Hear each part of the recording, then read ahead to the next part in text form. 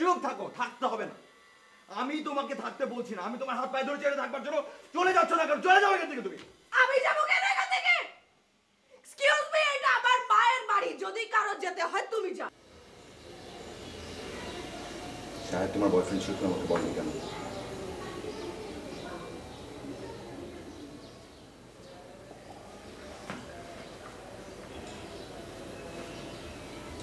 আমি তোমাকে বলছি, তুমি আমার দিকে দেখো।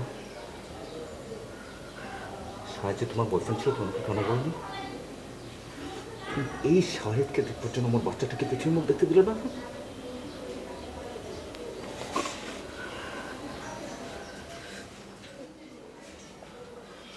আমি শিওর, 100% শিওর তুমি এই শাহেদের জন্য এত কিছু করছো। এই শাহেদের সাথে কমিউনিকেশন মেনটেন করছো, কন্ট্যাক্ট মেনটেন করছো, তার সাথে মিলে এত সব ঘটনা ঘটিয়েছো তুমি।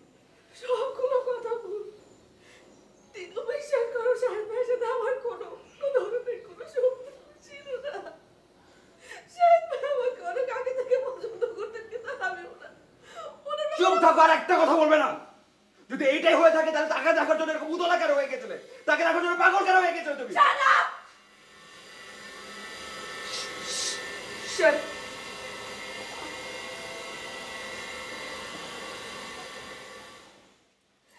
তোমার মতো একটা নিচ, মতো একটা জন্তুর সাথে আমি সংসার করি?